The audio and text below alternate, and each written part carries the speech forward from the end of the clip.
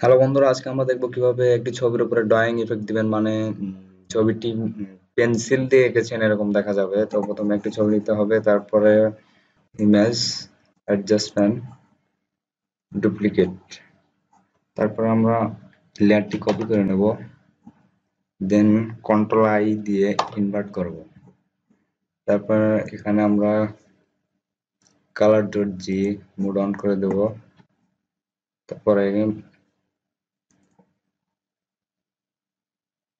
Convert to smart object, তারপর filter, gaussian, blur. এটা অন্যভাবে বের করা যায়, ফিল্টার, ব্লার, গ্রাজুয়েশন, ব্লার। তো এটা আমরা আপনার সুবিধা মতো করে নেবেন। 20.9 আছে, 20.9ই বেটার।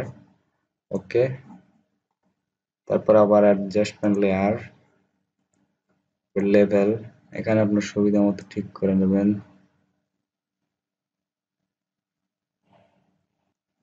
ওকে, এভাবে আমরা একটি ছবিকে কালার পেন্সিল বা মানে পেন্সিল দিয়ে আঁকার মতো করতে পারি।